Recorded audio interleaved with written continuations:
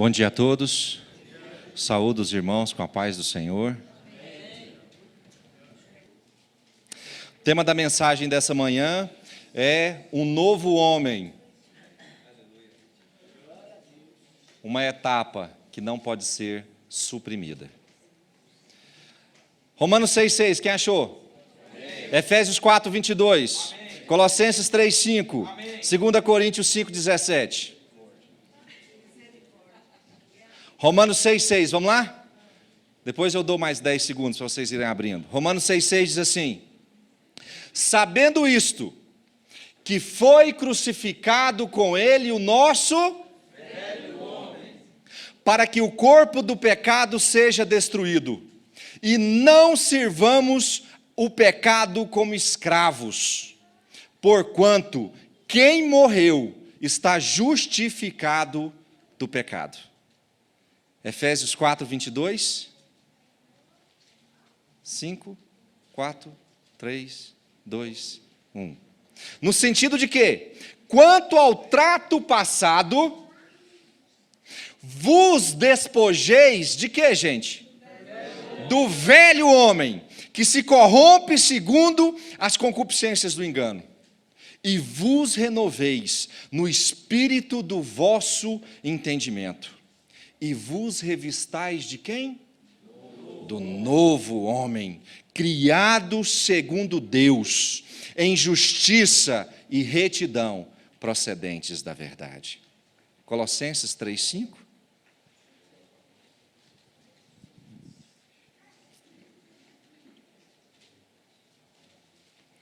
Fazei, pois,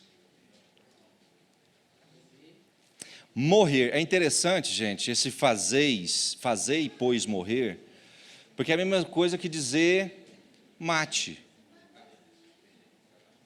assassine.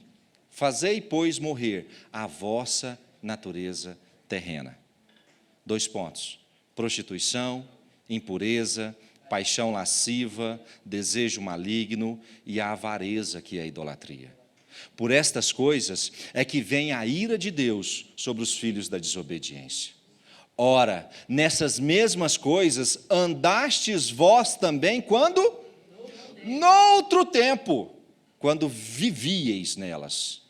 Agora, pois, despojai-vos igualmente de tudo isto: ira, indignação, maldade, maledicência, linguagem obscena do vosso falar. Não mintais uns aos outros, uma vez que vos despistes de quem?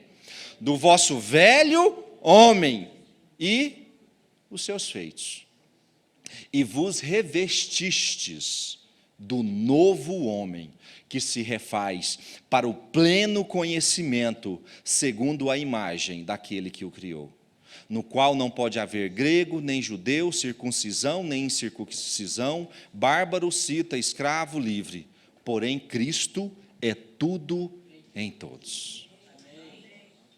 2 Coríntios 5:17, o último dessa primeira etapa. 2 Coríntios capítulo 5, verso 17. Esse nós vamos ler juntos. Um versículo só, muito conhecido. 2 Coríntios capítulo 5, verso 17. Todos acharam? Amém. Vamos nos colocar de pé e vamos ler juntos. E assim, se alguém está em Cristo, é nova criatura. As coisas antigas já passaram, eis que se fizeram novas. Fala para a pessoa que está do seu lado: você é nova criatura em Cristo Jesus. Novo, nova. Querido, para que o novo venha, o velho tem que quê? Morrer. Fazei, pois, morrer. Não tem como o novo se estabelecer se o velho não der licença. Não tem como o novo chegar se o velho... Por isso que a Bíblia fala que não se deve colocar remendo novo em tecido velho, nem vinho novo em odres velhos. Para que o novo se estabeleça, é preciso que o velho saia. Deus não faz remendo, ou ele não te conserta mais ou menos. Deus não vai pegar uma versão 1.0 e transformá-la numa versão 2.0, que é o quê? A versão 1.0 melhorada. Deus não faz isso. Deus cria uma versão nova. A palavra principal é nova. Não tem como você querer ou desejar receber o melhor de Deus se o velho não ficou para trás. Conta-se a história de um velho agricultor que passou anos e anos arando uma terra muito difícil. E nada que ele fazia na terra dava certo. E ele passou, durante todo esse período de tratamento da sua terra, debaixo de muita miséria, de muita dificuldade, de muita luta. Certo dia, esse agricultor morreu. E o seu filho mais velho assumiu a terra. Você sabe o que esperava que o filho mais velho fosse fazer? Livrar daquela encrenca, porque aquilo não dava nada. Mas só que o filho mais velho quis tentar. E ele começou a trabalhar naquela terra. E vocês sabem que o negócio deu certo? E a terra começou a produzir. E aquele homem começou a prosperar. E as pessoas que viram toda a luta do pai dele, falavam para ele assim, olha, rapaz, o que você fez que você conseguiu consertar essa encrenca aí? Porque todo mundo que tentou não conseguiu. Você sabe qual era a resposta dele? Sabe o que eu fiz à terra? Eu dei a ela um novo agricultor. Tudo aquilo que o meu pai fazia, eu fiz completamente diferente. O que essa terra precisava não eram de técnicas novas, simplesmente. Ela precisava de um agricultor novo. Às vezes a gente insiste anos e anos debaixo de miséria. Quando eu estou falando de miséria, não estou falando de falta de dinheiro, porque falta de dinheiro é administrável, estou falando de miséria da alma. Colhendo... Me ajuda aí, sogro. Colhendo quase nada, pelejando para sobreviver, sofrendo, a nível relacional, a nível espiritual, a nível emocional, e a gente insiste em querer promover pequenos consertos. Não, se o meu problema conjugal está assim, agora eu vou começar a fazer assim. Agora eu vou tentar uma técnica nova para a minha vida financeira melhorar. O problema emocional melhorar, eu vou começar a ir no psicólogo. E a gente quer promover alguns ajustes para ver se a vida melhora e a gente começa a prosperar. Você sabe o que muitas vezes a gente precisa? De um agricultor novo. Precisa ser mudado por completo por Deus. Às vezes esses pequenos remendos que a gente está tentando promover para as coisas ao nosso redor começar a frutificar, eles não serão suficientes. O que é preciso é de um agricultor novo. Agora, esse processo é fácil, gente? O processo do velho homem para o novo homem é um processo fácil? Deixa eu pegar um exemplo aqui.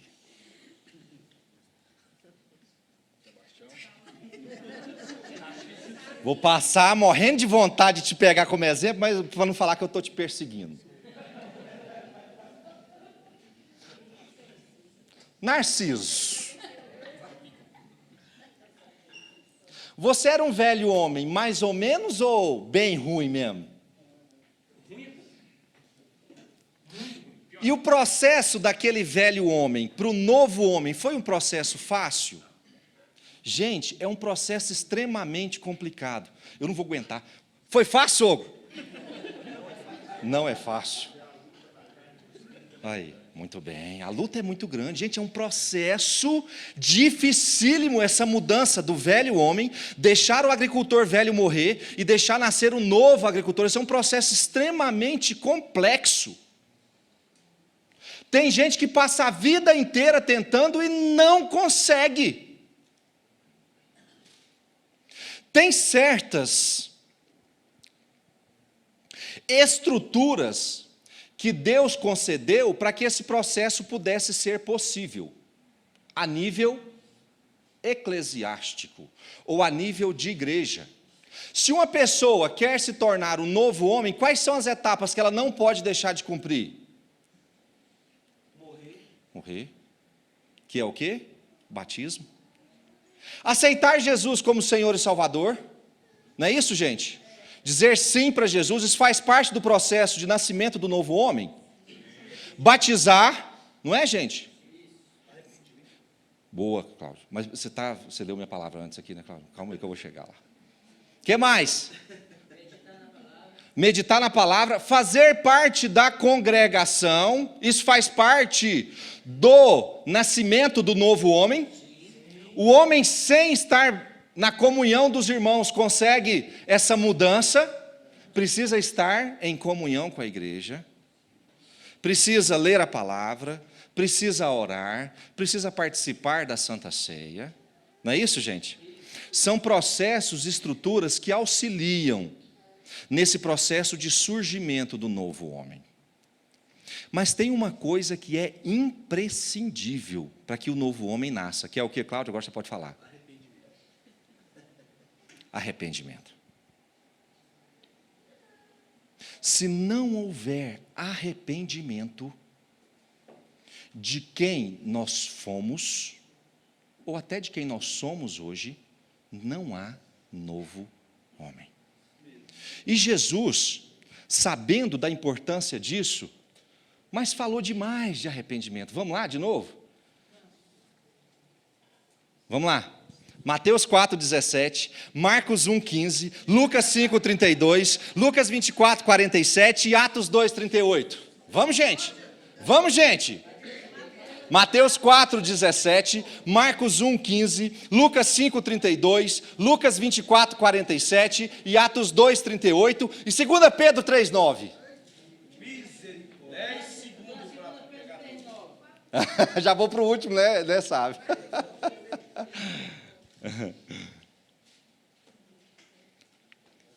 Quer que eu fale de novo os endereços? Câmara lenta, sim. Mateus 4,17, Marcos 1,15, Lucas 5,32, Lucas 24,47, Atos 2,38 e 2 Pedro 3,9. Pedro, está na agulha aí? Gente, para quem quiser acompanhar, vai estar na tela, tá? Mateus 4,17 diz assim: daí por diante passou Jesus a pregar e a dizer, o quê? Arrependei-vos, porque está próximo o reino dos céus. Marcos 1,15. Está na tela. Dizendo, Marcos 1,15. É isso mesmo, lá estava Mateus. Dizendo, o tempo está cumprido e o reino de Deus está próximo. Façais o quê? Arrependei-vos e crede no Evangelho. Lucas 5,32. Está na tela. Não vim chamar justos, e sim pecadores, para que continuem como pecadores. Não. E sim pecadores, a quê?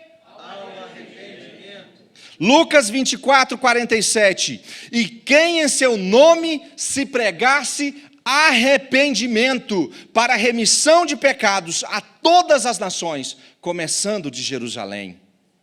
Atos capítulo 2, verso 38, respondeu-lhes Pedro, arrependei-vos, e cada um de vós seja batizado, em nome de Jesus Cristo, para a remissão dos vossos pecados, e recebereis o dom do Espírito Santo. 2 Pedro 3,9, está na tela. Não retarda o Senhor a sua promessa, como alguns a julgam demorada. Pelo contrário, Ele é longânimo para convosco, não querendo que nenhum morra, não querendo que nenhum pereça, senão que todos cheguem a quê? Ao arrependimento. Esse é o processo base para a formação do novo homem. É preciso que nós estejamos prontos para nos arrepender. Você sabe qual que é o significado da palavra arrependimento? Você sabe que eu fui no pai dos inteligentes e procurei o significado? Tem aí, Pedro? Não no dicionário comum, mas no dicionário bíblico da Almeida, Revista e Atualizado. Nossa, mas eu coloquei pequenininho demais, hein? Pastor Daniel, o senhor está enxergando? Não, então todo mundo está. O que é arrependimento? O que é arrependimento? Decisão de mudança total de atitude e de vida, em que a pessoa, de que forma? Por ação divina, é levada a reconhecer o seu pecado. E a sentir o quê? Tristeza por ele. Tristeza por ele. Fazendo o quê, gente? Decidindo-se a abandoná-lo, baseando a sua confiança em Deus, que faz o quê? Perdoa. Que perdoa. Arrependimento é tristeza? Sim. Arrependimento é tristeza? Pesquisa Ibope. Quem acha que arrependimento é tristeza? Levante a mão. Quem acha que arrependimento não é tristeza, levante a mão. Quem ainda está dormindo, não acha nada, levante a mão. Vocês não viram, mas o Rodrigo levantou, viu? Ele está lá atrás. Arrependimento é tristeza? É e não é. Como assim? É e não é. Vamos ver o que o apóstolo Paulo fala sobre a tristeza no arrependimento? Abram para mim. Pedro, está no gatilho aí? Em 2 Coríntios, capítulo 7, verso 9. Olha o que o apóstolo Paulo fala sobre arrependimento.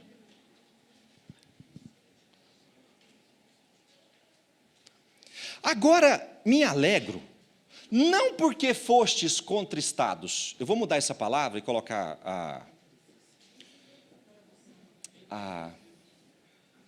o significado. Vou colocar o significado, vocês me permitem colocar contristado, se no dicionário, gente, contristado é o quê? Entristecido, tá? Agora me alegro, não porque fostes entristecidos, mas porque fostes entristecidos para o quê? Arrependimento. Pois fostes entristecidos segundo Deus, para que de nossa parte nenhum dano sofresseis. Porque a tristeza segundo Deus, existe tristeza segundo Deus? Porque a tristeza segundo Deus, ela tem um propósito, ela faz o quê? Ela produz arrependimento para o quê? Ela produz arrependimento para a salvação, que a ninguém traz pesar, mas a tristeza do mundo, ela produz o quê? Morte. Você sabe que a gente tem um problema sério de entendimento no que diz respeito ao arrependimento?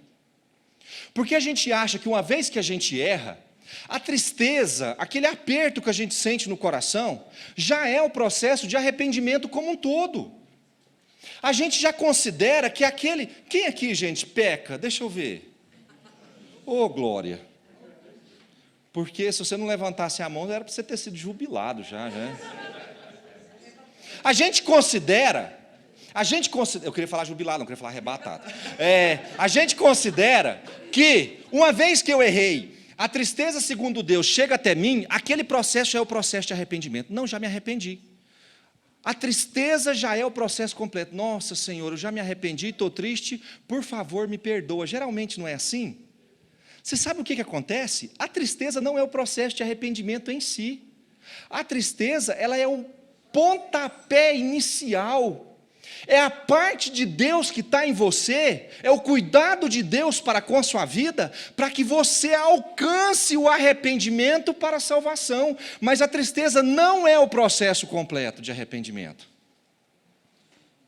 Tem gente que acha que, eu pisei na bola, estou triste, ai Senhor, me perdoa, arrependi.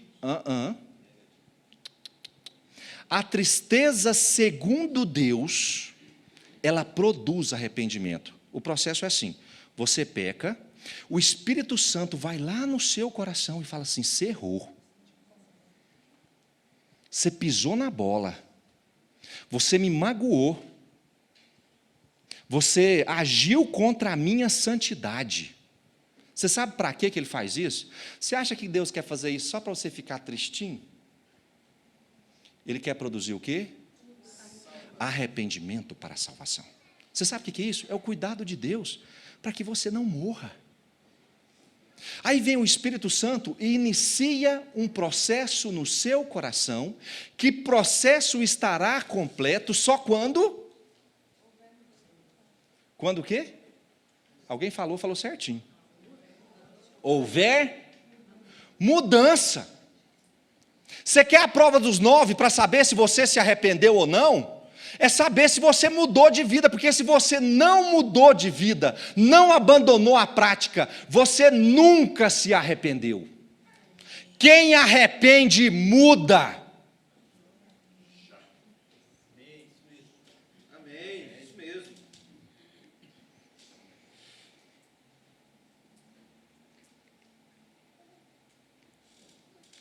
Agora você sabe o que acontece geralmente? Nós erramos, nos entristecemos, não porque a gente é bonzinho, mas porque o Espírito Santo está em nós e ele nos constrange. Ele inicia um processo de arrependimento, e esse processo não culmina na decisão de abandonar o pecado. Vejam, gente, isso é muito sério. O arrependimento é uma decisão. Quer dizer que Deus vai interagir nesse processo, te entristecendo. Hora que o Espírito Santo falar com você, você fez errado e você se entristece, a partir daquele momento a responsabilidade da mudança é completamente e total sua. É decisão. Tem pecados aqui que você cometeu no passado, que hoje você nem pensa, nem passa pela sua cabeça cometer de novo? Tem, gente? Vou perguntar para um pecador nato. Não vou nem passar por aí, vou passar por aqui. Para eu não ser tentado. Tem coisa que você fez no passado que você se envergonha até hoje? Você faria de novo, pastor Claudemiro? Você sabe o que é isso? Isso é arrependimento. Gente, tem coisas que eu fiz na minha juventude que eu fico, você estava comigo, que eu fico extremamente envergonhado. Você não lembra, né? Eu fico extremamente envergonhado de pensar que eu fiz. Você sabe qual que é a possibilidade de eu cometer esse pecado de novo? Nenhuma, porque eu decidi abandoná-lo para sempre. Você sabe o que é isso? Isso se chama arrependimento.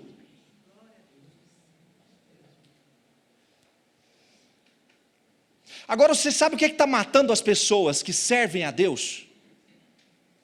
Algo que se parece com arrependimento, mas não é, que o Herbert falou aqui na última palavra dele. Coloca aí para mim, Pedro. Não quer dizer que Deus não agiu. Quer dizer que Deus agiu porque Ele promoveu a tristeza no seu coração, e Paulo chama essa tristeza segundo Deus, mas na etapa que cabia a você, esse processo não se tornou arrependimento, mas virou, que quer dizer o quê, de acordo com o dicionário bíblico? Atormentador senso de culpa por mal ou crime praticado. É diferente do arrependimento, que é a tristeza pelo pecado cometido, acompanhada da decisão de abandoná-lo. Você sabe qual que é o problema? É que nós não estamos dando seguimento àquilo que Deus está promovendo no nosso coração, que é o processo de arrependimento, e estamos transformando isso em remorso. E você sabe o que o remorso faz? Ela promove em você um sentimento que é mais maligno e mata mais do que a pior doença que nós temos hoje, que é o sentimento de culpa. Gente, nós não conseguimos viver, carregando nos ombros o sentimento de culpa. Ele mata.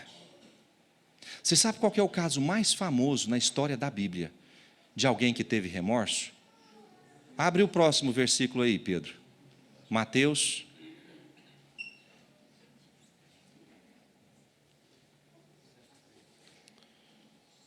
Deixa eu só achar o endereço.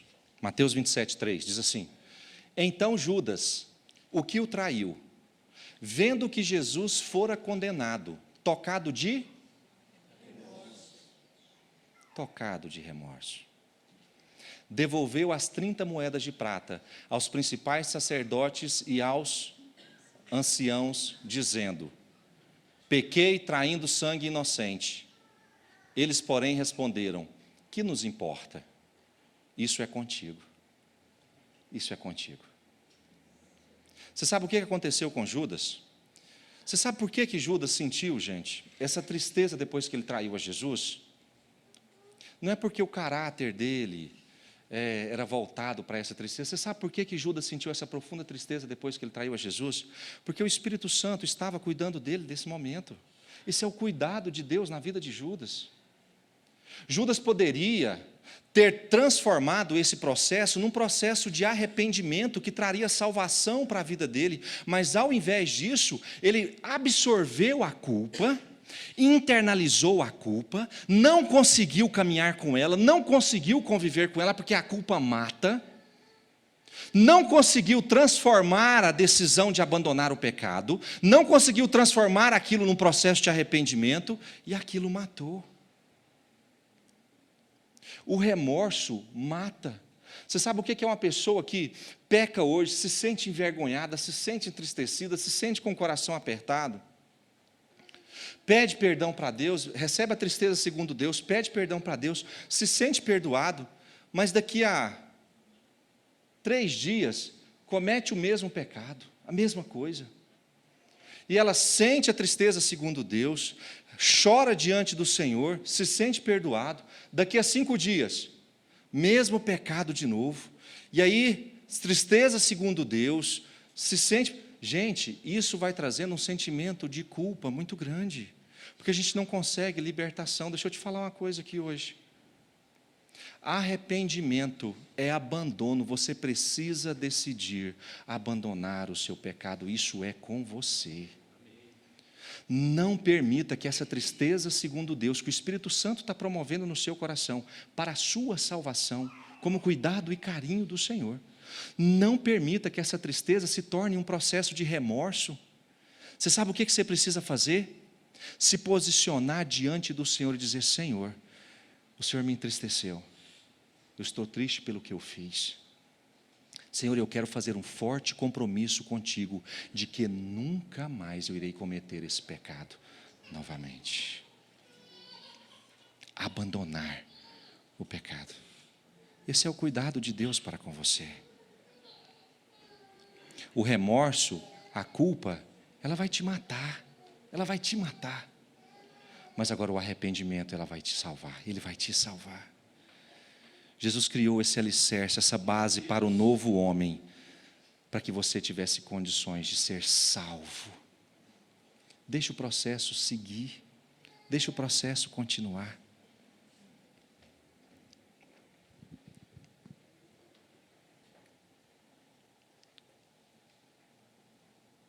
A prova dos 9, para saber se você realmente se arrependeu, é saber se você abandonou o pecado. Aquilo que você vem cometendo de forma sequencial, repetida, muitas vezes o mesmo pecado, para você saber se o processo de arrependimento foi completo, se a tristeza segundo Deus produziu arrependimento para a salvação, é saber se você abandonou o pecado. Se você não abandonou, é preciso que você decida abandoná-lo. Querido, Deus não vai intervir nesse processo. Você sabe onde é que para a intervenção de Deus? Na tristeza. O cuidado de Deus é a tristeza. A partir daí, é contigo, é decisão, é posicionamento.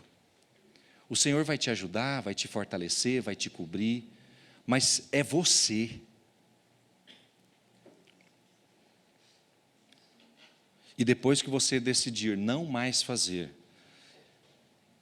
está pronto o processo para que o novo homem nasça nas suas atitudes. Para que um novo agricultor surja. Às vezes, o que está faltando não é a gente trocar de terra. Às vezes o problema não está ao nosso redor, com as pessoas, com o local onde a gente está plantado. Às vezes o problema está com a gente mesmo. É porque o velho agricultor precisa morrer e o novo agricultor precisa nascer.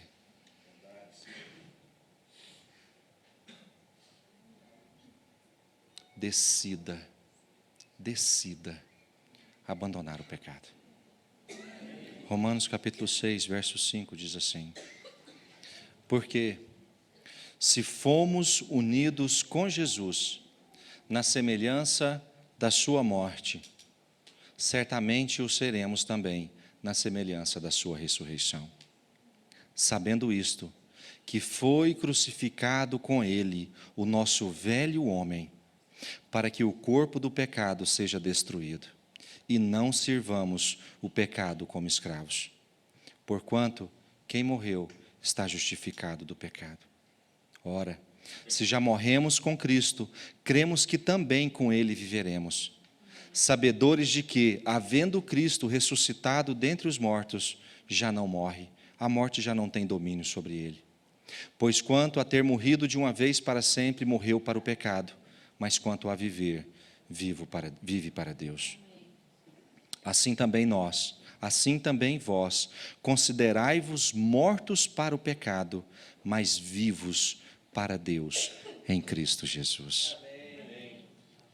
Não reine, portanto, o pecado em vosso corpo mortal, de maneira que obedeçais às suas paixões.